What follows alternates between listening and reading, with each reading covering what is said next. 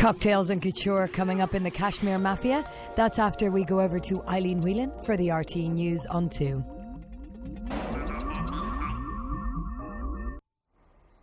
Welcome to the RTÉ News on 2. The headlines tonight. Botched operation. Crumlin Hospital apologises after doctor removes a child's healthy kidney. Brian Cowan admits his authority has been diminished by the medical cards controversy. A major boost for Ireland's high-tech centre as Dublin gets hundreds of new jobs. And clothes controversy. The shopping spree for Sarah, which cost the Republicans $150,000.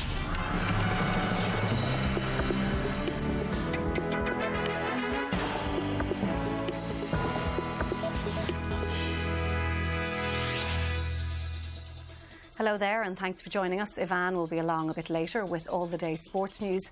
And also tonight, the parents of Paul Quinn, beaten to death in County Armagh, say the wall of silence surrounding their son's murder is weakening.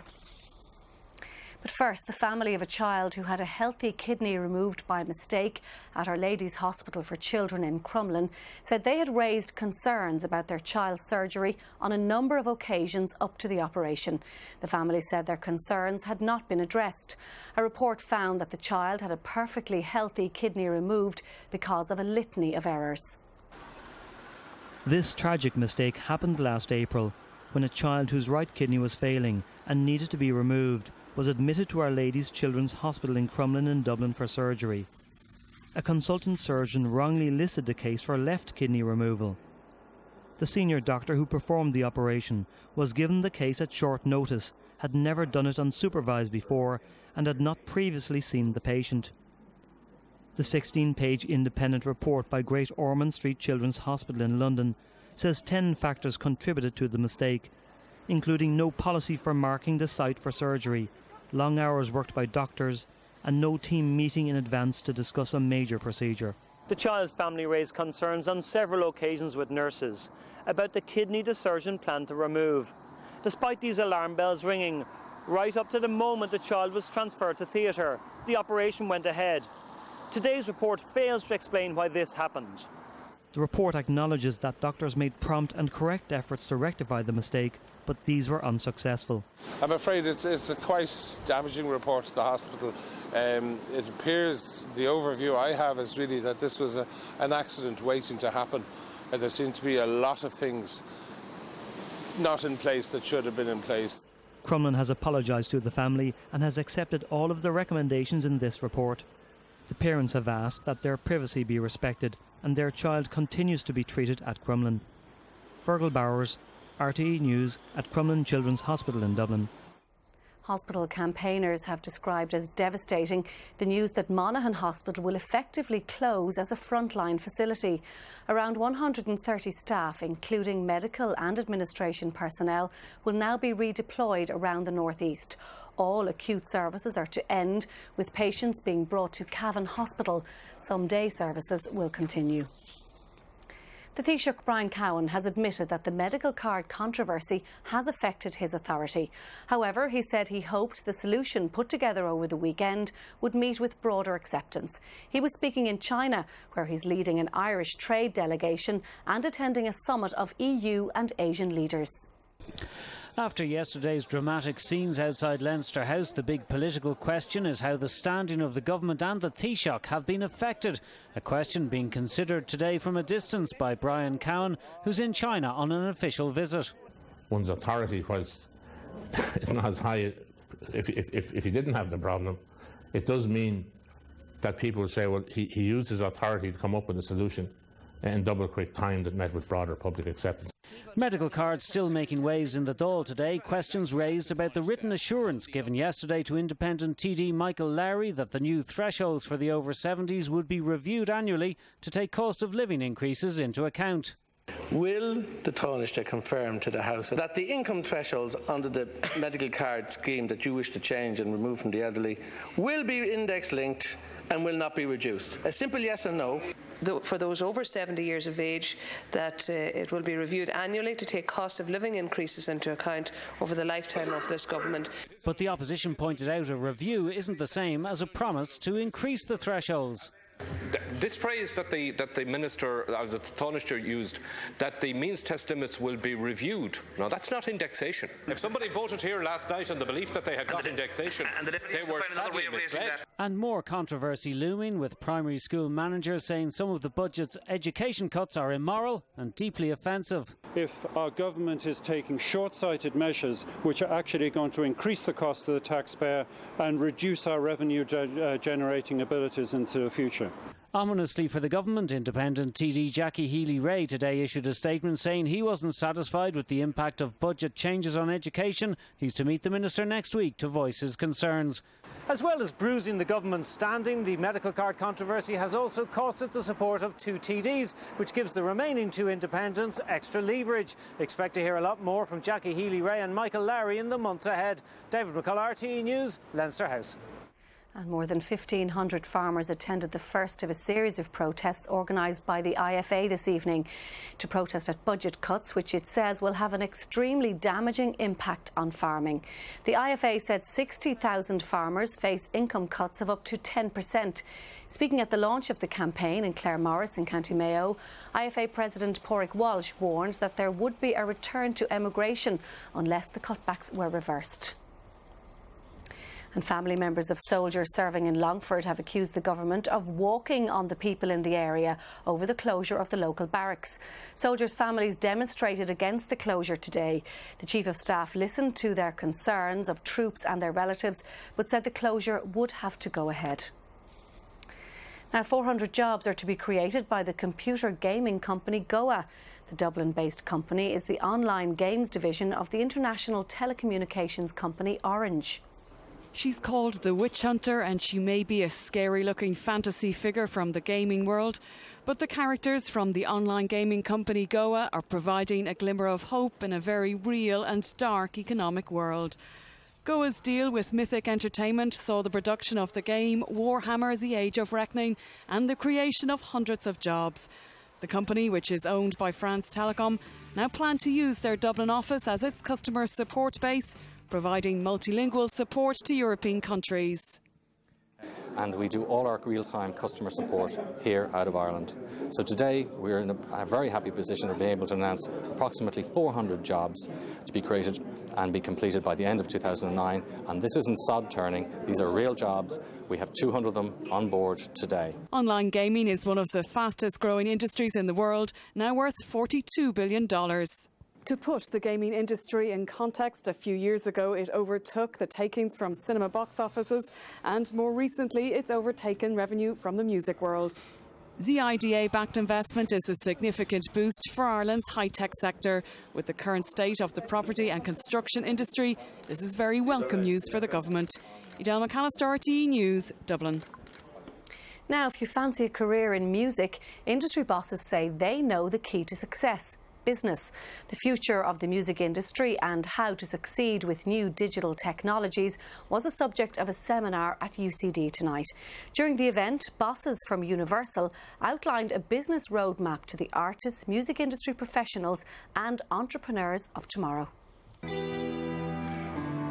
From Metallica to Miley Cyrus to the Blizzards, Universal is the world's biggest music company, responsible for 1 in 3 CD sales. Of course, the music industry has changed dramatically in the last number of years. The CD is still king when it comes to album sales. When we're talking about singles, it's virtually obsolete, having been replaced by the download.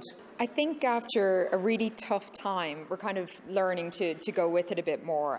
There was a really big learning curve there, I think, at the start. I don't think people knew what to do when the likes of illegal downloads started happening. But illegal downloads continue to be the thorn in the side of the music industry.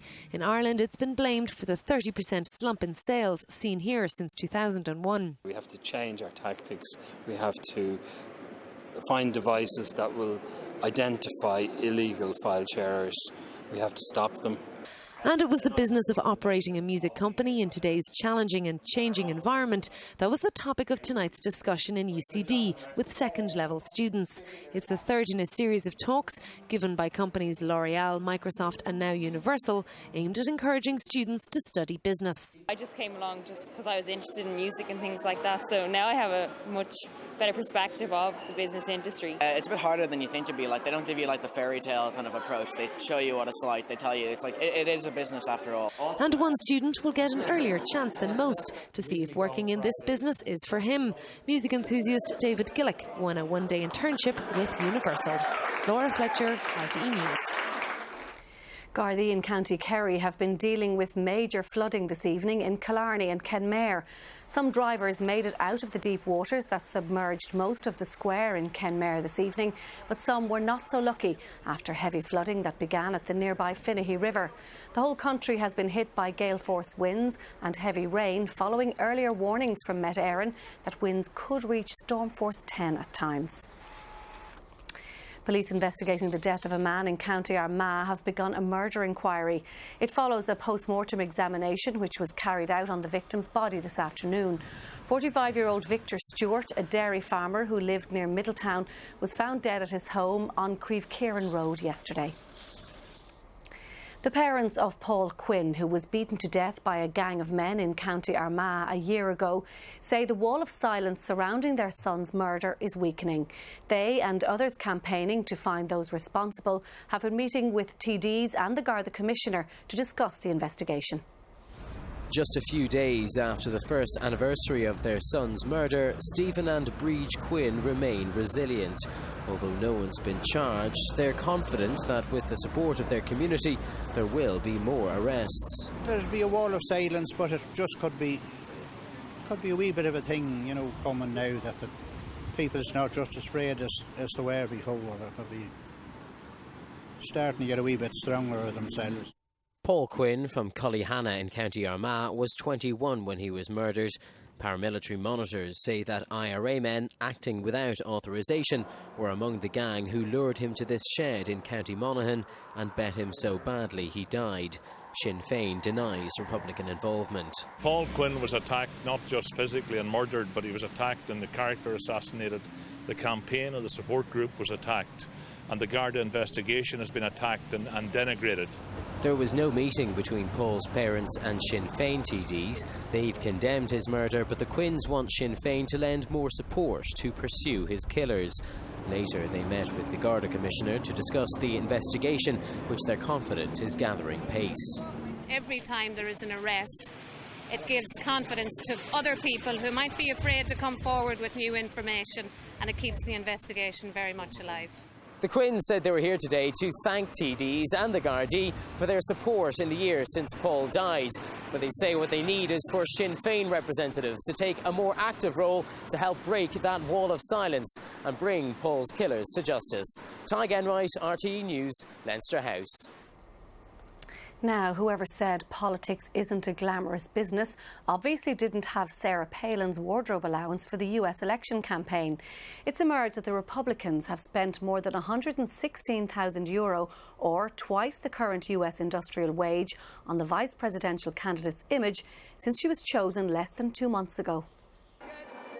Imagine having an average of $2,000 a day to spend on your hair, makeup and wardrobe. Well, that's what Sarah Palin has been doing since becoming the first woman to be picked to serve on a Republican ticket. The financial records of the Republican campaign show more than $150,000 has been spent on Palin's image since her vice presidency was announced at the end of August. So has it been cost effective? The clothes bought have been classic, they've been colourful, they've been interesting to the cameras. And at the end of the day, they're all going to go to charities. So to that extent, they were good purchases. Sarah Palin isn't the first political candidate whose spending on her image has come under the microscope.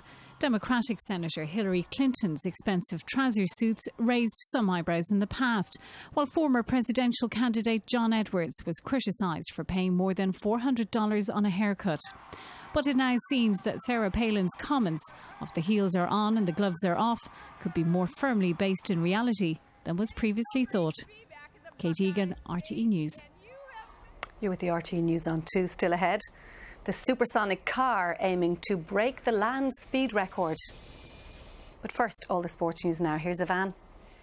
Thanks, Eileen. The group stages of the UEFA Cup got underway across Europe tonight.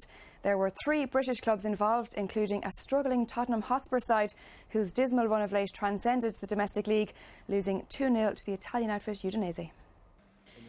It was an eventful night for Juan de Ramos and Spurs, and although memorable, it's a game the struggling Premier League side will want to forget. There were a couple of chances in the early stages, but nothing to justify the upper hand away from home in Europe. Udinese then took the lead after 24 minutes when, in his efforts to clear a dangerous back pass, Spurs keeper Aurelio Gomez fouled Fabio Quagliarella. No stranger to the spot, Antonio Di Natale was clinical with the resulting penalty. The Londoners' problems were compounded in the second half when Jamie O'Hara was sent off following 2 bookings inside a minute. Down to 10 men and with more than a half an hour left to play, Spurs did well to hold their hosts. Darren Bent almost made it 1-1 with 5 minutes to go. But the game was gone from Spurs a minute later. Simone Pepe sealed the win. Udinese 2, Tottenham Hotspur 0. Now a better night for Aston Villa, who beat Ajax Amsterdam by 2-1 to go joint top of Group F. Gareth Barry with the winner there. And Portsmouth have yet to pick up points on their campaign. They lost 3-0 to Braga of Portugal. Moving to Gaelic Games, a number of unresolved matters relating to the appointment of senior inter-county managers will dominate the headlines tomorrow. Donegal All-Ireland winner Declan Bonner has tonight branded the controversial managerial selection process to replace Brian McIver as fatally flawed. He and Charlie Mulgrew had been offered the position earlier this week and were expected to be ratified at a county board meeting last night, but the original choice, John Joe Doherty, is now the favourite once again following that meeting. A statement from the senior panel is expected within the next 24 hours. Meanwhile, in Cork, the apparent disagreement over the reappointment of hurling boss Gerald McCarthy continues. Senior players John Gardner and Donald Cusack were included on the 7-man subcommittee charged with choosing the county's next hurling manager. However, it's understood both abstained when McCarthy's name came before that committee this week. Delegates voted by 88 votes to 6 to ratify his appointment, but in recent days a number of players approached the St Finbarr's man requesting he not allow his name go forward, a request McCarthy in turn refused. There's increasing speculation that a number of senior players may now step down from the panel. Now, Ireland international rules manager Sean Boylan will name his team overnight tonight ahead of tomorrow morning's first test with Australia in Perth. Boylan's counterpart, Mick Malthouse, however, did show his hand today. For an international rules series potentially on its last legs, this man has proved a tonic. Mick Malthouse is the Australian coach and appears, for now at least, a man mindful of his responsibilities. We're the host. We've got guests coming to our country. We want our guests to be treated as guests, and when they leave the country, understand that we've given 2 good games of football, fair games of football, and we want to be able to be guests next year. But as Aussie captain Brent Harvey pointed out today, that hospitality has a best before date, which expires tomorrow morning.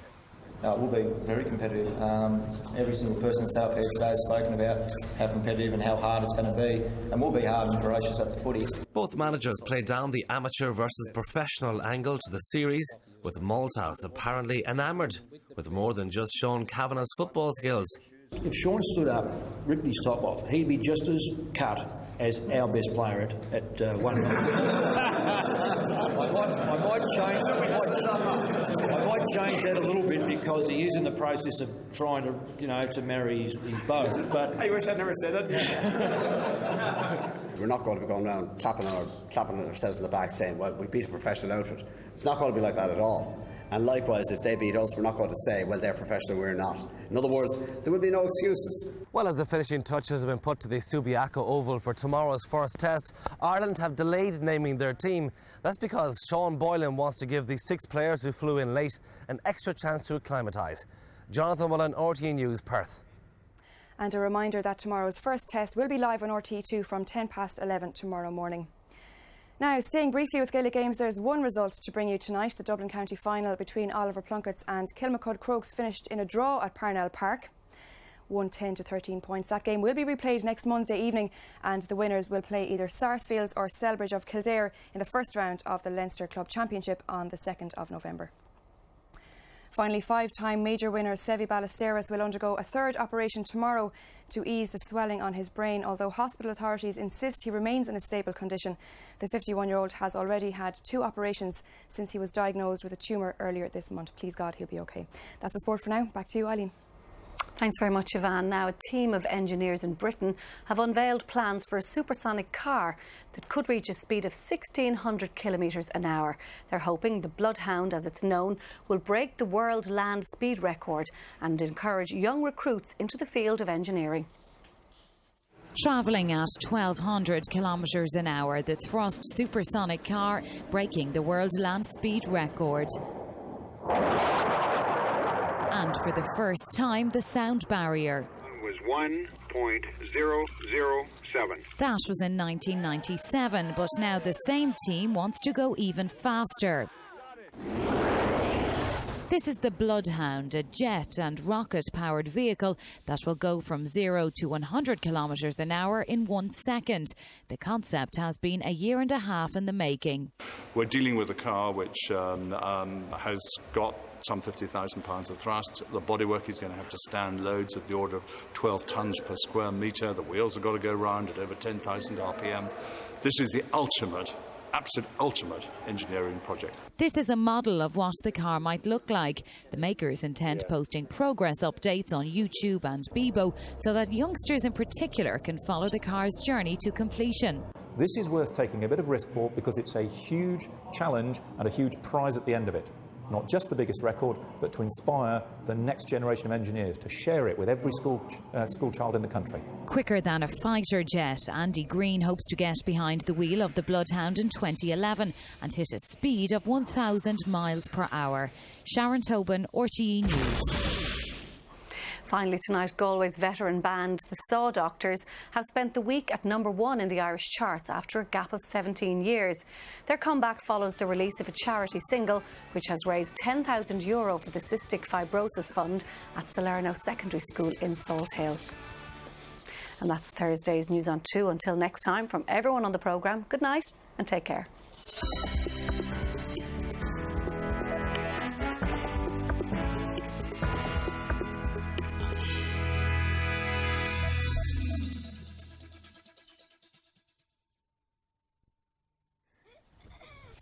The most active families need the most nutritious milk.